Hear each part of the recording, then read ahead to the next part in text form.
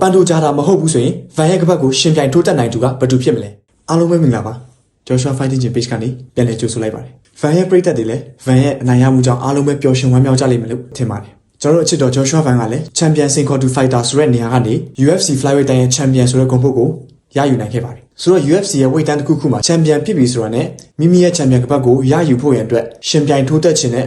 Fighter တွေကလည်းမြောက်များစွာပေါ်ပေါက်လာမှာပဲဖြစ်ပါတယ် Champion တွေအနေနဲ့ Singapore သူတွေကိုရှင်ပြိုင်ထိုးတက်ရင်းနဲ့မိမိရဲ့ကပတ်ကိုကာကွယ်သွားရမှာပဲဖြစ်ပါတယ် Van အနေနဲ့ဆိုရင် Flyweight တိုင်းရဲ့ Champion တယောက်ဖြစ်သွားတဲ့အတွက်သူ့ရှိရကပတ်ကိုလူဖို့ရန်အတွက်စိန်ခေါ်တဲ့သူတွေမြောက်များစွာပေါ်လာမယ်ဆိုတာအမြင်ကြီးလက်ခွတ်မလွဲပါဘူး Van အနေနဲ့ဆိုလဲ Champion ကပတ်ကာကွယ်ပွဲကိုမထိုးလို့မရတဲ့အတွက်သူ့အနေနဲ့ Champion ကပတ်စိန်ခေါ်ခွင့်ထိုက်တန်တဲ့ Fighter တယောက်ယောက်နဲ့ရှင်ပြိုင်ထိုးတက်ရတော့မှာပဲဖြစ်ပါတယ်ဆိုတော့ဒီမှာမေးခွန်းတစ်ခုရှိပါတယ်အဲ့ဒါကတော့ Joshua Van ရဲ့ကပတ်ကိုစိန်ခေါ်တိုးတက်မဲ့ Fighter ကဘယ်သူဖြစ်လာမလဲဆိုတာပဲဖြစ်ပါတယ်ဒီဗီဒီယိုလေးမှာတော့အဲ့မေးခွန်းနဲ့ပတ်သက်ပြီးအဖြစ်နိုင်ဆုံးအဖြေကိုဖြေသွားပေးမှာဖြစ်တဲ့အတွက်ဗီဒီယိုလေးကိုအဆုံးထိကြည့်ပေးဖို့အတွက်မေတ္တာရပ်ခံအပ်ပါတယ်ဆိုတော့ဗီဒီယိုလေးကိုစလိုက်ကြရအောင်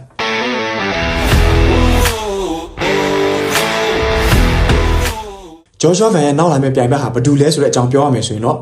Joshua Van ကသူ့ရဲ့ Champion လူပွဲအပြီး interview နဲ့တခြား interview တွေမှာတော့ပန်တိုဂျာကိုဒီလိုပုံစံမျိုးနဲ့အနိုင်ယူခြင်းတဲ့အတွက်မကြေပွဲထိုးတက်ခွင့်ကိုလည်းပြန်ပေးမယ်လို့ပုံမှန်လင်းပဲပြောကြားခဲ့တာဖြစ်ပါတယ်ပန်တိုဂျာအနေနဲ့ဒဏ်ရာပြဿနာကနေပြန်လည်တက်တာလာမယ်ဆိုရင်မကြေပွဲပြန်ထိုးရမယ်ဆိုပေမဲ့သူ့ရဲ့ဒဏ်ရာကတော့အချိန်ခဏလေးနဲ့တက်တာပြောက်ကင်းမဲ့ဒဏ်ရာမျိုးမဟုတ်နေပါဘူးသူ့အနေနဲ့ဒဏ်ရာကိုပြန်ကောင်းလာဖို့ဆိုရင်အနည်းဆုံးအချိန်6လကနေတစ်နှစ်အထိယူရမှာပဲဖြစ်ပါတယ်ပြီးတော့ဒီမှာပရိသတ်တွေတီးဖို့ရအတွက်တခုပြောပြချင်ပါတယ်အဲ့ဒါကတော့ပန်တိုဂျာက1000စစ်မှာဒဏ်ရာရသွားခဲ့တယ်လို့ထင်ပေမဲ့ UFC ဘက်ကထုတ်ပြန်လာခဲ့တဲ့အချိန်မှာတော့ပန်တိုဂျာက1000စစ်မှာမဟုတ်ဘဲနဲ့လက်မောင်းမှာဒဏ်ရာရရှိခဲ့တယ်လို့ထုတ်ပြန်ခဲ့တာဖြစ်ပါတယ်ပြီးတော့ကျွန်တော်တို့ကိုတိုးလောဖြစ်သွားစေတဲ့ဖြစ်ရပ်တစ်ခုလည်းရှိပါတယ်အဲ့ဒါကတော့ပန်တိုဂျာရဲ့ဒဏ်ရာပြဿနာနဲ့ပတ်သက်ပြီး UFC ကထုတ်ပြန်ပြီးတော့မကြာခင်မှာပဲပန်တိုဂျာတို့အဖွဲ့ကလည်းဒဏ်ရာပြဿနာနဲ့ပတ်သက်ပြီးဒီလိုထုတ်ပြန်ခဲ့ပါတယ် UFC ပြောလို့သူ့ရဲ့လက်မောင်းအစ်စ်လဲရတာမျိုးမဟုတ်ဘဲနဲ့1000စစ်အစ်စ်ပဲလွဲရတယ်လို့ပြောခဲ့ပါတယ်ဆိုတော့ဘယ်ဟာကအမှန်လဲဆိုတော့ဘယ်သူမှအတိအကျမပြောနိုင်ပါဘူးဒါကတော့ပရိသတ်တွေကိုကြည့်စီဖွင့်တဲ့ကျွန်တော်အနေနဲ့ဗီဒီယိုနဲ့မဆိုင်ပေမဲ့ထည့်သွင်းပြီးတော့ဖြေကြားပေးလိုက်တာပဲဖြစ်ပါတယ်ဆိုတော့အဓိကအကြောင်းရင်းလေးကိုတွားလိုက်အောင် Joshua Van ကပန်တိုဂျာကိုချန်ပီယံစင်ခေါ်ခွင့်ပြန်လည်ပေးမယ်လို့ပြောပေမဲ့လည်း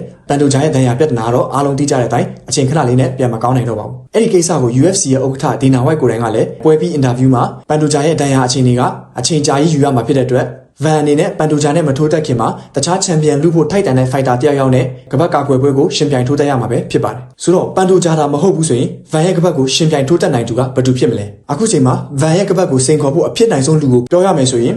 Van နဲ့အရင်ကပွဲတည်ထားပေမဲ့အကြောင်းမျိုးမျိုးကြောင့်ပွဲပြတ်သွားရတဲ့ဂျပန် Fighter လေး Tatsuro Taira ပဲဖြစ်ပါတယ်Tatsuro Taira ကတော့လက်ရှိ Van ရဲ့ကပတ်ကိုစိန်ခေါ်ဖို့ရန်အတွက်အဖြစ်နိုင်ဆုံး Fighter တယောက်ပဲဖြစ်ပါတယ်Tatsuro Taira ကတော့ Van တို့ထိုးတက်တဲ့ UFC 323ပွဲစဉ်အတွင်းမှာပဲ Flyweight တိုင်းရဲ့ Champion ဟောင်း Brandon Moreno ကိုဒုတိယချီတွင်းမှာပဲ TKO နဲ့အနိုင်ရရှိခဲ့တာပဲဖြစ်ပါတယ်ပြီးတော့ပွဲပြီးအင်တာဗျူးမှာလည်းဥက္ကဋ္ဌဒီနာဝိုက်ကိုယ်တိုင်က Van ရဲ့ကပတ်ကိုစိန်ခေါ်ဖို့အဖြစ်နိုင်ဆုံးလူကဂျပန် Fighter Tatsuro Taira ပဲဖြစ်ဖို့များတယ်လို့မှတ်ချက်ပေးခဲ့တာပဲဖြစ်ပါတယ်ပြီးတော့ဒီကိစ္စနဲ့ပတ်သက်ပြီးဒီနာဝိုက်ကဂျပန်မှာတော့ location ရှာထားပြီးပြီလို့ပြောခဲ့ပါသေးတယ်တကယ်လို့ကျွန်တော်တို့အချစ်တော် Joshua Van နဲ့ Tatsuro Taira ပွဲဖြစ်ခဲ့မယ်ဆိုရင်အဲ့ဒီပွဲကတော်တော်လေးကြည့်ကောင်းတဲ့ပွဲဖြစ်လာမှာပါအခုလက်ရှိကတော့ Tatsuro Taira နဲ့ပွဲဖြစ်နိုင်ခြင်းအများဆုံးရှိတယ်ဆိုပေမဲ့ UFC ဘက်ကတရားဝင်ကြေညာထားခြင်းမရှိတဲ့အတွက်ပွဲစဉ်တွေကတော့အမျိုးမျိုးပြောင်းလဲသွားနိုင်ပါတယ်ဗီဒီယိုလေးကတော့ဒီလောက်ပါပဲကျွန်တော်ပရိသတ်တွေအနေနဲ့လည်း Van ရဲ့ကပတ်ကိုစိန်ခေါ်နိုင်တဲ့သူကဘယ်သူဖြစ်မလဲဆိုတော့ကို comment လေးအောက်မှာရေးပြသွားလို့ရပါတယ်လို့ပြောရင်းနဲ့ဗီဒီယိုလေးကိုအဆုံးသတ်ပါရစေ